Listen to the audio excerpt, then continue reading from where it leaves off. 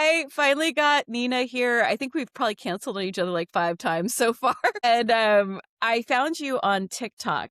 And I'm so sad because we're not on Invisible Not Broken is not on TikTok anymore, thanks to the Overlord change. So I was really bummed about that because I was loving your channel so much. I'm hoping you'll tell us if you're on a different social media platform, but you caught my eye because I, contrary to popular belief, looking at me, I love fashion. I just like it on other people. And you do such a great job of talking about clothing reviews and how different fashion works when you are using wheelchairs or walkers or other things. And I was like, God, this is such a great channel. I don't get to hear people talk about that. And then I find out you're in the pageant world. And I weirdly got interested in the pageant world thanks to drag queens. So I just want to hear everything from you. So if you want to start, I know most of the disorders you have. I think we share most of them, but you threw in a few extra ones. So if you want to just go through a little bit of your history, that'd be awesome. Sure. So I am on Instagram too. Yay!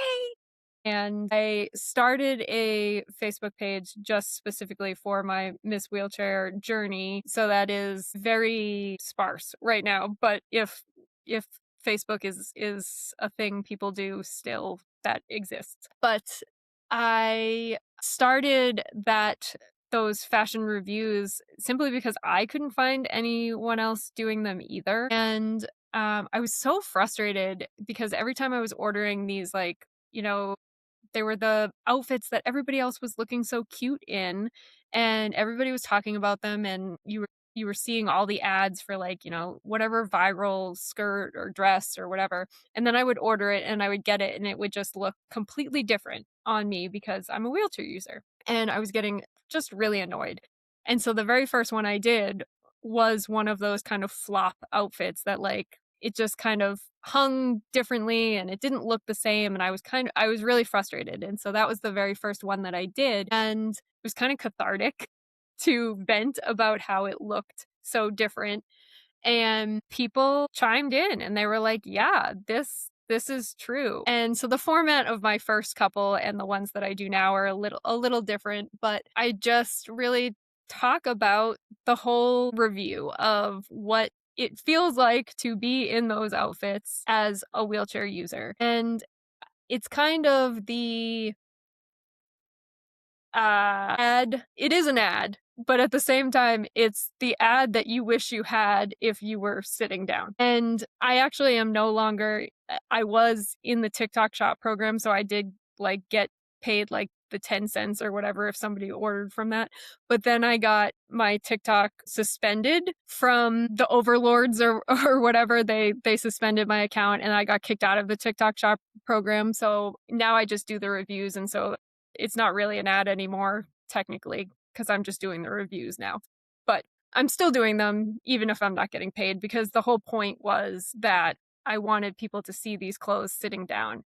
And that's how I got into the Miss Wheelchair pageant world, which it's not really a pageant, but it is sort of a pageant because it does sound like a pageant. It And you asked does me sound another very much question. like a pageant.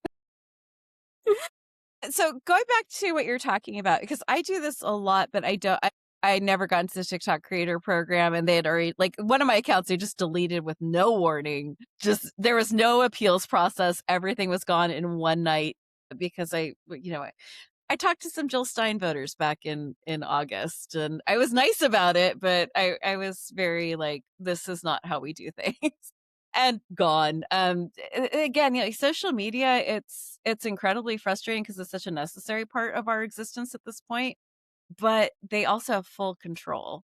Total There's control. no yeah, there's no recourse at all, especially when you're Mhm. talking about things that, you and I are going to talk about, because being disabled is inherently political and it's crazy. I do a thing where I do helper hype because there's so much that gets sold to us as disabled or sick people that you don't know until you try it. And most of the time it's BS and it doesn't work. And what you're talking about, like the fashion stuff, even the stuff that's made for us is insanely expensive. I forget what the bra company is called, but they make adaptive underwear and bras, but they're like $80 a bra. And I'm not Mhm. saying they shouldn't charge that. I cannot imagine what their business model is, how hard that is to source, how hard it is with the tariffs. And I'm not saying what they should charge. I'm just saying for me to try this out, it's going to be a big thing. So that's one of the things I loved about you doing this where you were talking about these clothing lines. Is there a clothing line that you're like for me it's Halara, and I hate that it's factory. I hate the quality. The quality is bullshit on these things, but they work for me in the wheelchair. The jeans don't like I'm old enough that I remember the low-rise jeans with a wheelchair. That is getting naked real fast. Like but the Halara stays on for me and it expands. I think it's about 3 dress sizes. So as my stomach changes shape throughout the day, it doesn't hurt as much. I reviewed a lot of different Halara dresses, and some of the things that I love about Halara is because they are kind of sportswear. They've got the built-in shorts, and then they come out with the easy peasy. So they had Oh, you could pull them down without taking the whole dress off and being naked in the bathroom. There were a lot of kind of accessibility features built in that they weren't necessarily marketing as accessibility features. And again, I don't love the fast fashion aspects of it, yeah. but they were reasonably priced too, and somewhat size inclusive. Like there were a lot of things to like about Halara. So we kind of straddle that line of like people get upset because we're kind of looking for cheaper options, which usually does mean fast fashion and things like that. But like we're disabled and we're living a lot of times on like lower income or fixed income and things like that. And like we need those options. And those go back to, some of the arguments that I would get in my comments. Sorry. Where people would like be like Purity tests all the time. people would be like, well, you can just tailor these things and tailoring isn't that expensive and things like that. And it's like, why should we have to? And why should we have to spend that money? And like, things like that. And that money adds up and like those kind of things. And like when you can find these affordable options, that matters to disabled people. And so I did really like a lot of the different Halara dresses for being in the wheelchair because there were a lot of features like the built-in shorts, like the pockets on the sides that Decent size pockets, like decent real decent sized pockets. pockets that were in a place that you could get to while sitting in the wheelchair, like Yes. The those angled kind of pockets. features, the angles of the pockets and those kind of things. Um There and again, like, the TikTok shop did have a lot of fast fashion, but cheaper options to find things that worked for people with disabilities, and the nice thing about being in that whatever program I was where I could request the free samples and do the reviews is I could try those things out and give honest reviews and that was the nice thing was there was no requirement for me to say that I liked these things to get them for free. And so I was doing a lot of reviews where I would say these things are not good. Don't I wasn't giving reviews that were all glowing and positive. I would say when things didn't work and I would say when things weren't necessarily great. I had quite a few that had like crazy tassels that were getting caught up in my wheels and like just like, things that just didn't need to be added on and volume for the sake of volume and things like that. There were a lot of things that I learned just through ordering the free samples that I felt like I was sharing and that the comments that I was getting, a lot of people were learning through that journey, which was kind of fun. And so when my original account got taken down, got suspended, I was really disappointed just mostly because I hadn't been saving every single video because I had put up a lot of videos and I lost a lot of those reviews and like there's just no there's no getting all of them back. So I kind of feel like I have had like a stash of information that I had collected that now I don't have access to anymore, and that's kind of a bummer. I lost like so much stuff. Like I had done animation. I'm also an illustrator. I'm a children's book illustrator as well. And like I did all these animations that I didn't have saved in other places because it takes up so much computer space to save those. And it just deleted everything. I totally feel your frustration. Is there a brand? Okay, first off, with Halara and other things, just giving people another option. And I'm not into purity politics. I don't agree with any of that. I believe in harm reduction. My harm reduction is I love Halara just because it's the only thing I can wear. So I buy it used. I buy it on Poshmark. So if you're someone who loves, like, yeah, I love that because I can't go into thrift stores in a wheelchair in a thrift store. Are you kidding? Like, there's no way to search through racks or any of that fun stuff that everyone goes and does on like vintage Sunday hauls. I can't do that, but on Poshmark, it's all on an app. You can search by company, by size. It's much easier for me. One of the things I want to ask you about is there a brand that you were like, yeah, this one I haven't had a lot of downsides with it. They seem to get it. And then my other question is, what should companies be adding or subtracting from their clothing to make them accidentally accessible? I didn't have one brand that I consistently didn't have issues with. Like, there were a lot of brands that I had good experiences with, and then there would be there were definitely brands that, like, I had great experiences with, but not every time. And so I definitely just, like, wouldn't count on it. Mm. And it was a trial and error thing, and that was kind of why I loved the free sample aspect of it, because I could try them out and then put it out there like, yep, this one works, this one doesn't. And I think it really does come down to the specific aspects of the almost like the ratio. Like, it was like a ratio thing of each outfit, because there would be two dresses, and I did a lot of dresses because those seem to be what what other female presenting wheelchair users would like shy away from, because they seemed to be like almost like a fear of wearing dresses because of getting them caught in the wheelchair or exposing yourself, or just like there's a lot of like issues that come up when you try to wear a dress as a wheelchair. Leakage is a big issue with dresses. Exactly. So I was doing a lot of reviews for different dresses, and it would be like two dresses that when you saw them on the standing models from different brands or even the same brand, and they would look almost identical. And then I would get them and try them on, and they would look completely different. And I actually, one was Grace Karen, and the other, I'm trying to think of the brand. I can picture it.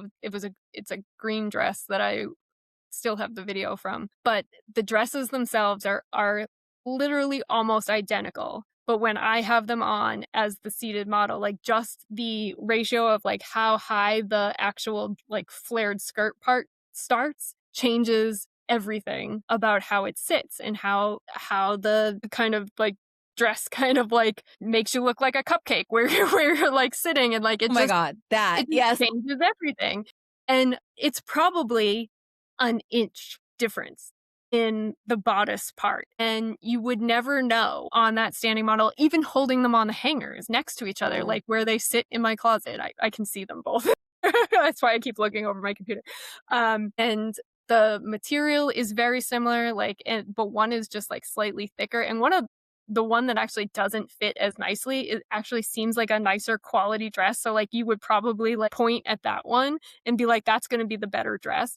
But the other one just looks so much nicer on me as a seated. And again, I am one seated person. So like not everything that looks better on me is going to be the perfect thing for all wheelchair users. But like, it just goes to show you that like they're going to look different on someone seated. So that was kind of how I got into this whole like, these things should be shown on someone standing and someone seated every single time. Like that, it should be universal. When you go to market clothes, you should show them standing and then you should show them seated. Because at some point, that person who's standing is going to sit down, regardless. Unless it's the Met Gala. Yes, absolutely. Right. So who does it harm? Who does it harm if you show that dress sitting down in your advertisement, in every advertisement? No one. It's the marketing mind behind all this is so insanely behind the times. Like, we're still in this era of like fashion looks like this, like on this, and we've gotten a little bit more diversity, but we certainly haven't gotten it in the disability world. We have a few, but not even close. So you look at like the America's Next Top Model, you look at Project Runway. When was the last time Project Runway had a model in a wheelchair on their show? Season 18. Yay! And how many? Yeah. And how many times has it ever happened? So there was I one. love that you know this, by the way, because like I have I weird actually little I like micro focus, and I that's I awesome. actually know exactly. So she was a Paralympian. They were doing an episode where they were dressing Paralympians, and they had one of the, there were several different Paralympians with different disabilities, but only one of them was in a wheelchair, and they never had another wheelchair user. I've actually reached out to Project Runway Oh, and that'd be amazing. suggested that they do, because the thing was with that episode, which I have watched multiple times, Now I'm going to find it and watch it today. the designer who designed for it, Nancy, she did an amazing job with her model. She actually changed her whole kind of direction for her career based on that interaction with that model, and she went into adaptive design, which was amazing. And she ended up showing an adaptive design in her final runway as well. So I guess twice if you count that as well. But only one challenge the um had a seated model. And the way that they illustrated in the actual challenge, because there was so much going on, they didn't focus on the actual challenge of dressing a seated model because there was other stuff going on. Like, there wasn't really that focus on what Nancy had to do to dress that seated model. And I think that if they did a challenge that was completely everybody across the board had to dress a seated model, then it would really talk about the different intricacies of Mm. what you would have to do, and all of the different things and somebody would fail ultimately, and they would mess up, and there would be things that they would talk about, and they would emphasize all of the different struggles that the designers had to do, and it would bring it to the bigger stage, because really Nancy succeeded, and they didn't even talk about all the things that she had to deal with to dress this model. They kind of just glazed over it because she did so well, and it was just like a thing that happened on the side. Like, it was great, it was cool, it was whatever, but it was just kind of like happening. And so if they did a challenge where all of the models were seated, then really they'd have to talk about the challenge of dressing the seated models and the challenge that the designers would have to face. But they Tell didn't. me about what the challenges are and tell me what she did right. What were it's I think even I've been using a wheelchair for like 15 years, and even I don't know what I would even ask for. Like, what do I need? I know that I need things not to go into the wheels, and I know I need things that don't like slide down my hips while I'm wheeling.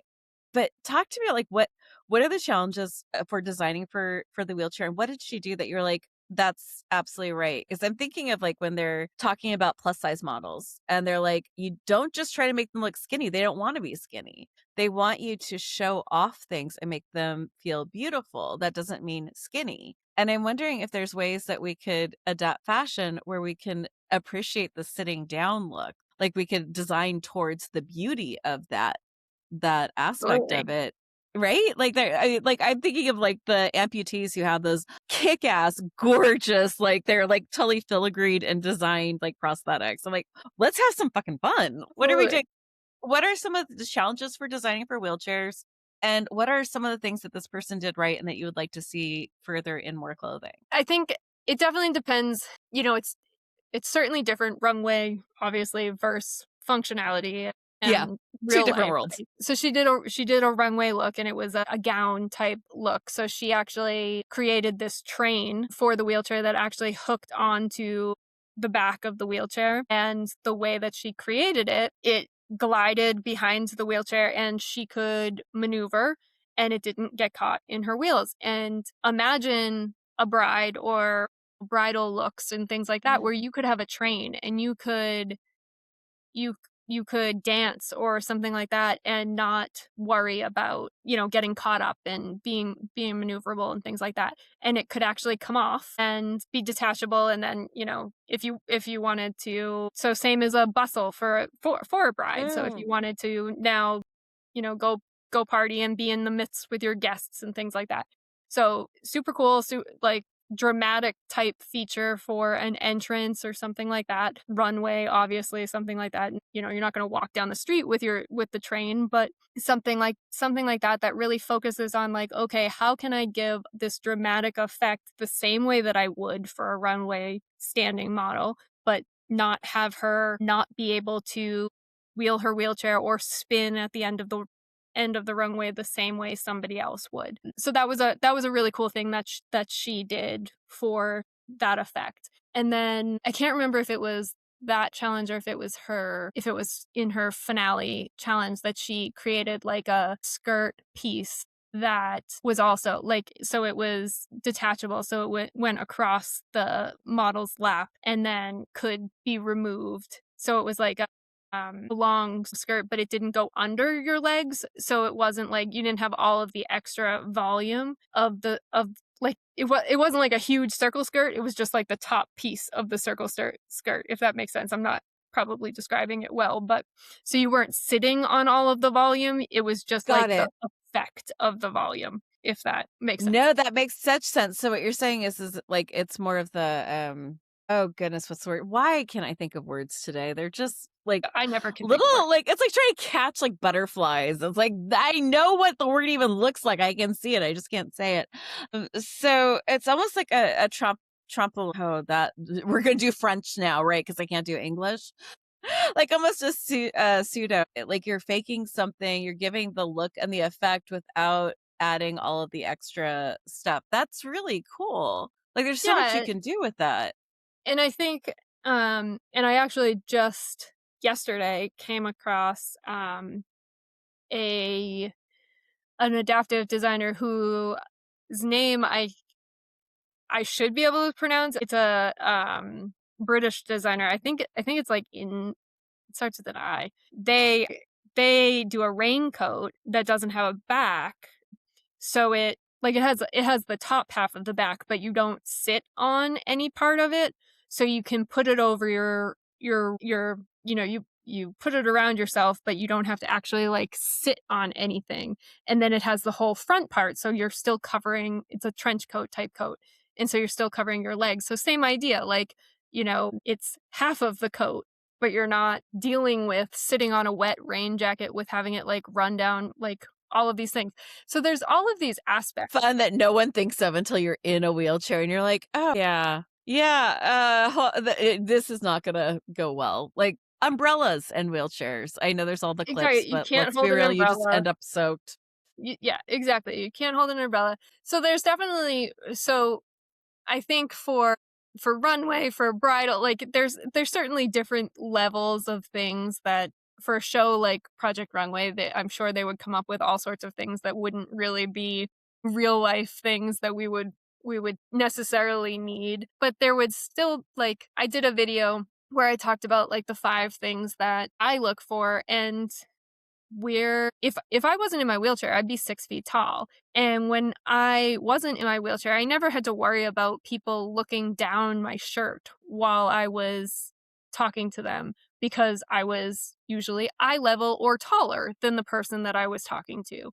But now it's a big thing that when I'm sitting and everyone around me is standing, they're usually taller than me and looking down.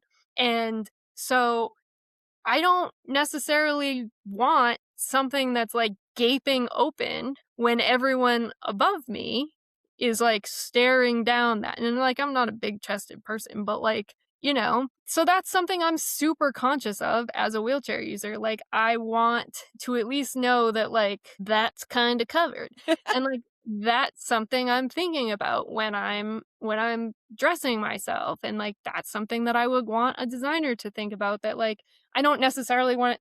I mean, I'm covered up to my neck right this second, but it's cold. I want someone to think about the fact that people are looking down at me, and that when you're seated, you're cut off at a certain spot. And so you like need to think about how your body looks when you're cut right there. And you also, if you've ever worn a cardigan in a wheelchair, like it like folds funny and like flaps open and doesn't look right. Like it it doesn't fall naturally and elongate you like a cardigan is supposed to do. So like the cropped cardigans definitely look better, but they still cut you funny. So, like, those are things that I'm not a designer, so I don't know how you fix those things. But, like, somebody who is thinking about the human body and thinking about how to make a body look nice would want to consider when they're thinking about somebody that's sitting in a wheelchair and going to be sitting in that wheelchair all the time or sitting in that wheelchair most of the time when they're designing clothes. So you said there's 5 things. What are your 5 things? So for me, the 5 things that specifically with dresses, but the 5 things I'm thinking about are the length of the dress, both whether it's going to be too long or too short because of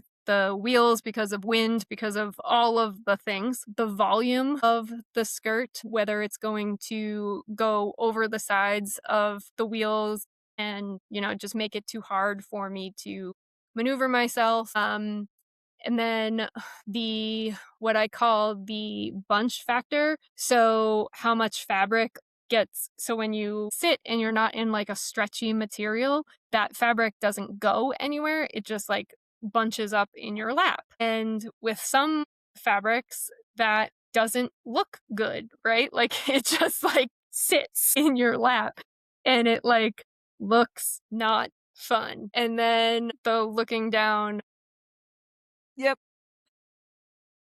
on my shirt, and then, oh my god, I'm blanking on my 5th one. No worries. So we could talk about shopping for clothes, and if it suddenly comes to you, because that's what always No. happens, just go, I know what the 5th one is. Totally fine. We just had a story go very viral, I think last month, of someone who went shopping for lingerie in the mall.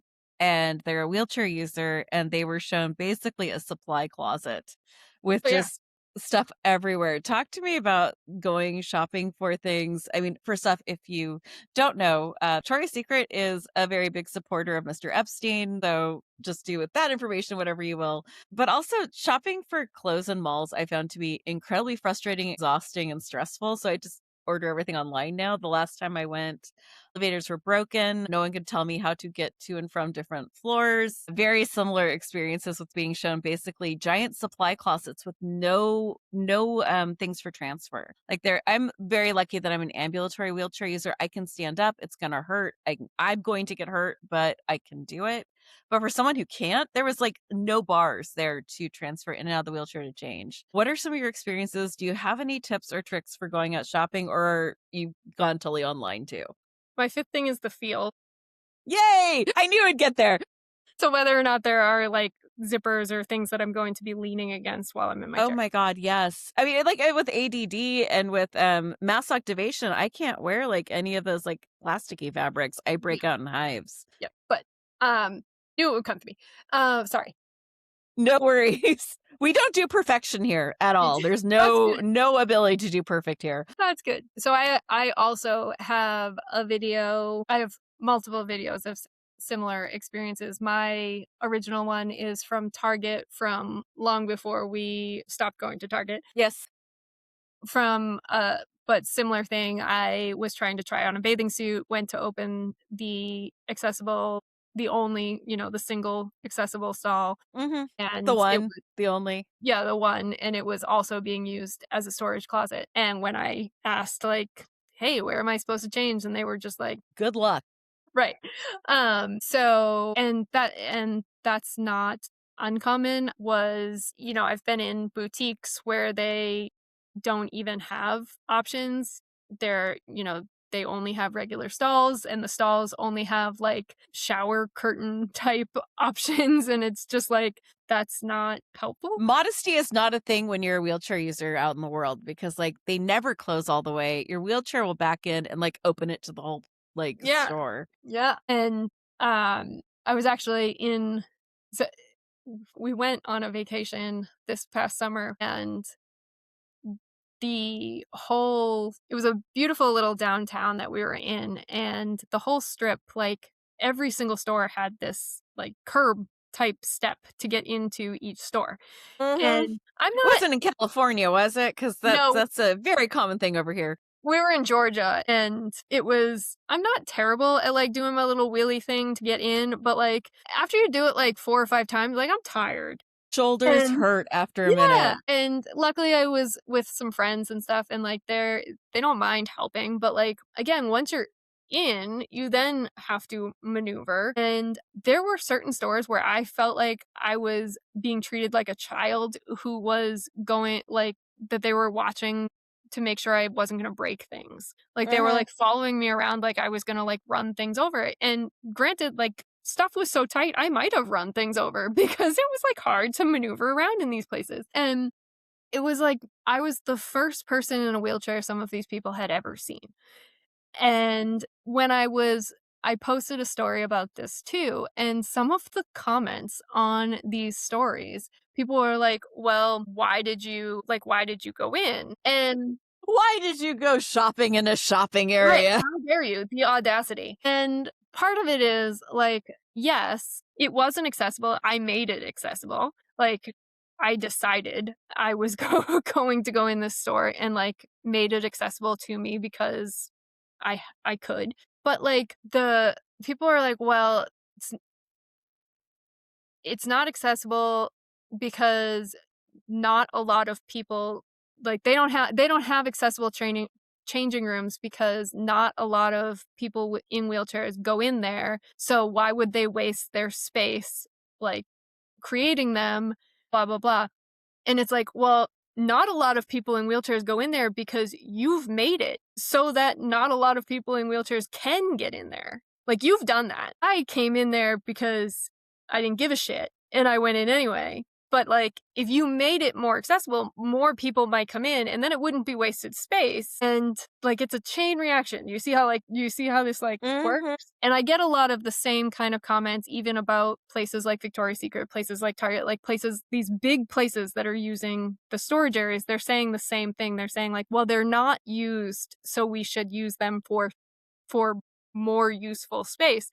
And it's like, "Well, you could use a different space, one that anyone could use for that same storage. Like you could take one of the other changing areas and put all that stuff in there. And Mhm. then everyone could use the one that's open, and then it's not wasted space." Or, you're a multi-billion-dollar company, build a storage space. You could do that. I mean, there's Or how about a manager's office? I mean, they shouldn't be in their office anyway. They're supposed to be out on the floor. Yeah, it's interesting that it's always the most vulnerable group that's supposed to give the most ground and be the most grateful. and Yeah. that's it's crazy to me how quickly people turn to say, like, "It's a waste. It's a waste to do this." And it's like, well, it's a waste until you need it. And if you needed it, it wouldn't be a waste, right? Because if you were the one who said even I'm not even wishing permanent disability on you, but say you injured yourself and now you needed this resource, then it would be a problem because it wasn't available to you. Call all of the people out of wheelchairs pre-disabled because I think language matters. And I think reminding everyone that we are a club you will join. You are either Eventually. going to have a bad day or you're going to age into us. So it's not something they like to think about, but it's very true. And I keep reminding them, and they don't seem to like it very much. But it's important because when we're making laws and policies, if we think in those terms, that this is not a subset of society, this is all of society, at least eventually, Eventually. universal design will be the rule. And my least favorite thing is one of my favorite little towns in our area is 100 years old. That's not very fucking old. And they refuse to make any changes. And they treat wheelchair users like shit. Like every time I've gone there, they get so mad at me that they don't want me in their store. They'll be like, no, I'll just show you things. Like, what a great shopping experience. And next time I'm going to say yes, just to waste their time because I'm so furious at this response. But they're always like, we can't change things because it's old. And then I went to Italy, which is significantly older. I went to the Etruscan ruins, which is before Italy. ADA friendly experience I've had in my life was at the Etruscan ruins. Like, they managed to hide all of these like lifts inside of hillsides. Like in the hillside, there'd be a lift that was just carved in.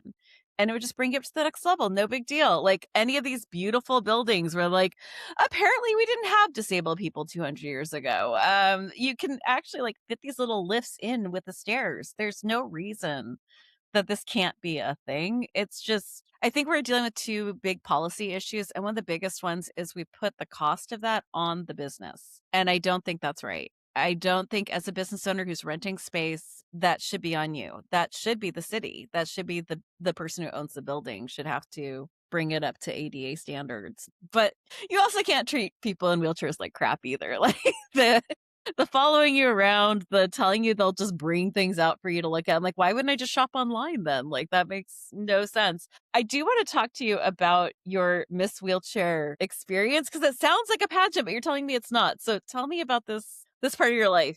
It's a pageant in the sense that it's like the competition, but it's not a beauty pageant, I suppose, is like, I guess, distinguishing thing. So it's an advocacy, I cannot speak, competition. And so to be the state delegate, there was you have to go through like an application process. There was interview, you have people send in reference letters and nominate you and all of these things. And I was selected for the state of New Hampshire. And then you hold that title for the year. And then there is a actual national competition that's held in Grand Rapids, Michigan. And you go there and it's like a week-long thing where you go with all of the other delegates from the other states, and there's like an actual competition that happens there and to find like the best disability advocate for all of the states who's going to represent Miss Wheelchair America for the coming year, which I don't necessarily think will be me, since there are some like really amazing advocates that participate in this that are just like doing really amazing work and are like, speaking out on the news and like have really big platforms. And I'm just like this tiny little person, making TikTok videos, but it's a very cool experience nonetheless. And I did actually get a crown, which I grabbed so I could show you my crown. I love that crown. That is definitely an entire vibe. Right? It is pretty cool. But yeah, so it's a cool experience. And like I'm really looking forward to going for the week, because it's almost like a mini conference, like a mini like disability conference where there's speakers and all sorts of stuff. So I'm really excited about that. So for you, the networking alone of being able Yeah. to talk to other people who are doing big work. And that's It's definitely been a really cool experience, even just so far, to be able to talk about even just my little platform and talk about that. It was a real bummer to lose my TikTok platform. Like literally I got my title and lost my platform the same day. So that was pretty devastating. Not that it was a huge platform, but I had like 9,000 followers at that point and was growing that platform. And then I made the mistake of talking about how pain management for chronic illness patients was suicide prevention. So how dare yeah, I? they don't like that when we talk about our access to pain management is actually suicide prevention. They No, get real upset about that. They're perfectly fine with Kathy Bates going on and doing Matlock and talking about how horrible we all are. That's fine. But when we discuss that our suicide rate has gone up 30%, they get sort of upset about that. Yeah. yeah. Did you see Yeah. that video? There was a video about that there was this nurse that was talking. It was going around for a while, Huh? and the nurse that was just real mad about patients going in and their pain scale and whatnot. I did a response video to that, and then that night, gone. Yeah, I think I got 320,000 views on my response video to her. I was like yeah. Unfortunately, weirdly, I did not get a slap for that, which was really surprising to me. I thought for sure, and that's the weird thing about the TikTok algorithm is like some people can say and do the most foul things on there. And they're Right? like, yes, totally fine. Go ahead and sell that necklace that's very obviously that symbol that the mustache man used to use. That's good. All fine. And then even like things like this where I was probably swearing a lot more than you were in my video. Like I was not holding back. No, I And didn't, yeah, you I got didn't swear at smacked all. and I didn't. Like it's so arbitrary there. Like it's It's very totally weird. arbitrary, and other people did response videos to her, and, like, and so I appealed it, and so I appealed it 3 times. I appealed it the first time, and I was like, "This is bullshit, like, give me my platform back," and they were like, "Nope, you denied." And then I appealed it, and I was like, "I'm very sorry, I won't do it again, whatever," and they were like, "Nope." And then I appealed it, and I was just like, "Okay, I've now read through, like, the all of the guidelines. Can you please explain to me, like, which Mhm. guideline I technically broke with?" And they were like, "Nope." And I was like, Yeah. "Okay." I So mean, I don't necessarily like to point to things as like conspiracy or this is because they are doing this. I almost feel like what it is they rely entirely on community engagement for their decisions. So if you get swarmed with people who are like, "Nope, I don't like that," then they'll just delete you. And it doesn't have anything to do with anything except that there was a targeted group.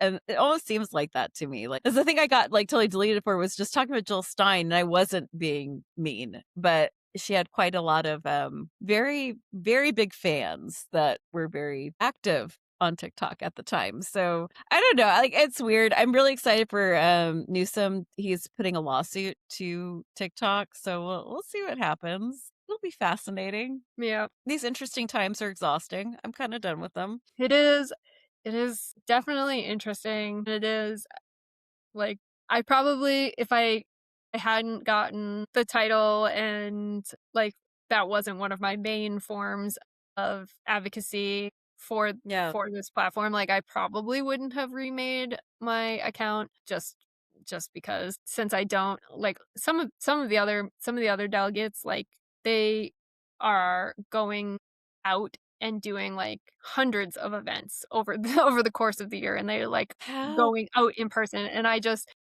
don't have the energy to do that, so I make, 2-minute videos and do my advocacy that way.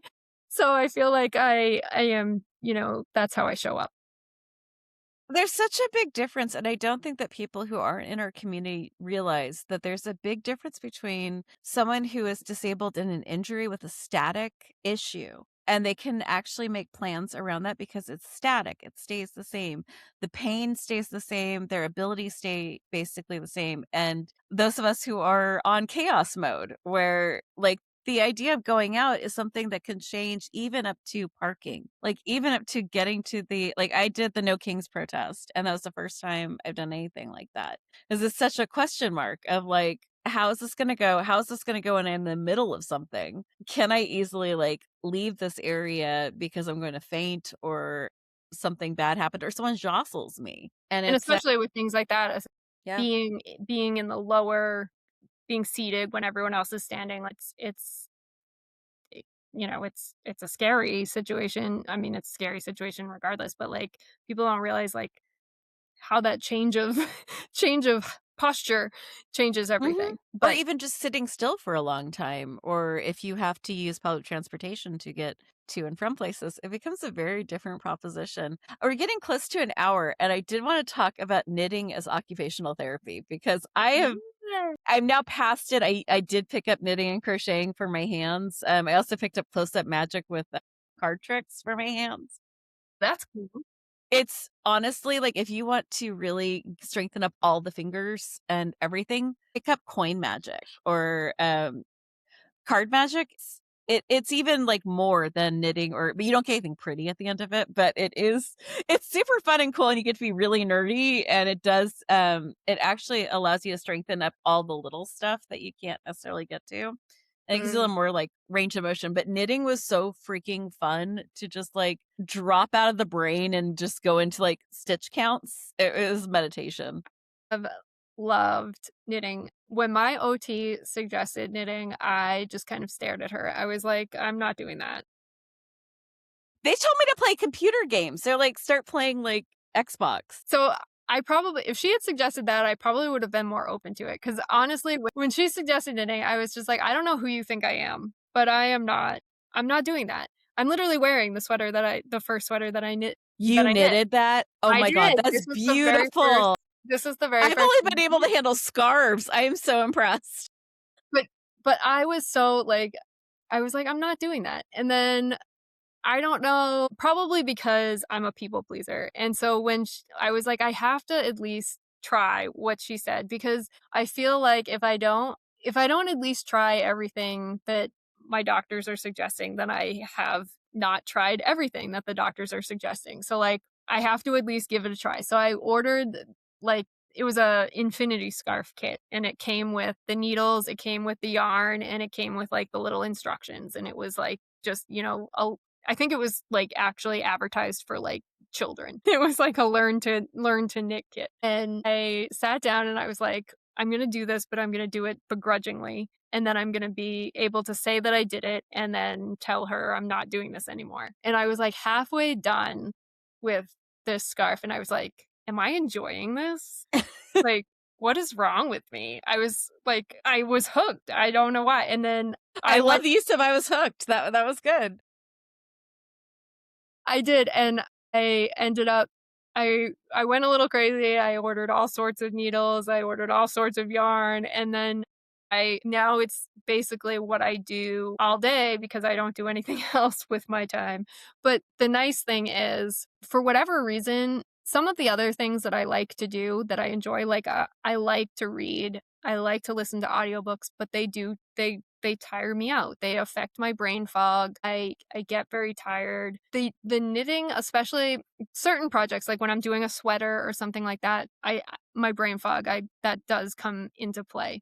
But if I'm doing something like a scarf where I can just, like, literally go back and forth and I don't have to actually think, like, I can check out and my hands can just go, and it is so relaxing to just have something my hands can do without having to think about it. And you do have that sense of accomplishment at the end where, like, you have this finished product. And I don't have a lot of other activities that I can have that finished product at the end. Mm. And there's that was missing from my life because I was a doer. I liked to do things and have that finished product, but, like, I was too tired to do a lot of things. So the knitting has been, like, a nice thing that gives me a sense of accomplishment, and it's been strengthening, or I assume it's been strengthening my hands, and it hasn't been hurting my hands the way that I thought it was, because I really thought it was gonna hurt my joints.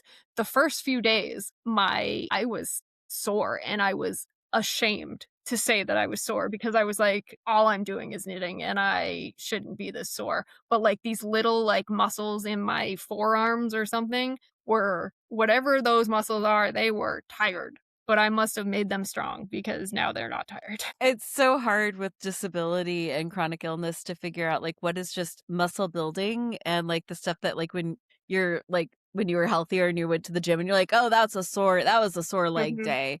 And that's, like, stuff you kinda want, and what's, like, the start of a flare is always, like, the big question.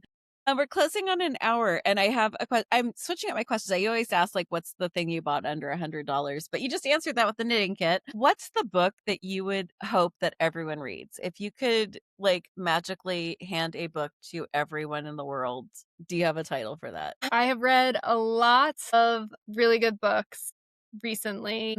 There is a book I'm gonna screw up the title. It is I can kind of see it across my eyes aren't that good, and so I can't actually I could see it on my shelf, but, like, I can't actually see what the title is. Do you remember what it's about? Yes, The Invisible Women, That sounds and good.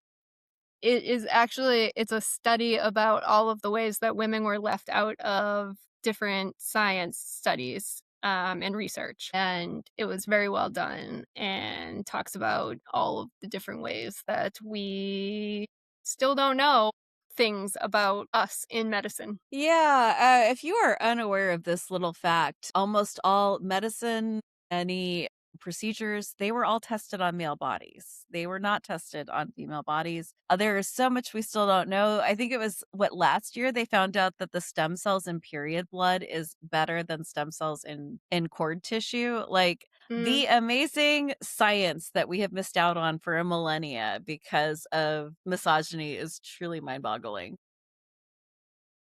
And that book dives into a lot of those different things, and the different things that, like, even things down to like test dummies, that we weren't there were no female test dummies. We were just making male test dummies Yes. smaller, things like that. Which is why women die at a much higher rate in car accidents than, and why it took like what it was like 10 years ago I started hearing about how we experience strokes and heart attacks completely Completely differently, which differently. is why we die from heart attacks. But yeah, being a woman in this world is a very Yeah. dangerous proposition. And that Oh, because I'm gonna have to read that. That sounds really good.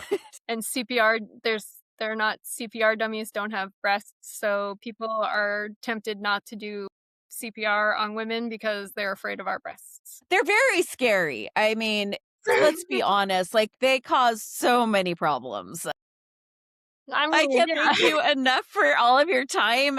Can you let anyone know how they can support you? Yeah, you can find me on TikTok for now until they throw me off again, and Instagram at Miss, like, just MS, wheelchair, New Hampshire, 2026, all spelled out like that. Excellent. I'm going to go follow you on Instagram because I was definitely a big fan on TikTok. So I will find you over on Insta. Thank you again so much for your time. I hope you'll come back. Feel free anytime when you're doing a new competition, just to come back and remind everyone to support you. Yeah, I'd love to. All right. Well, everyone, be kind, be gentle, and whatever it looks like to you, be fierce. This has never been more important than right now. We are trying to do more episodes. So if there are topics you would like us to cover, I say us, but it's now just me. If there's more topics you'd like me to cover, please let me know. I only know what I know. So have a great month, everyone. I'll see you next. It's great to talk to you.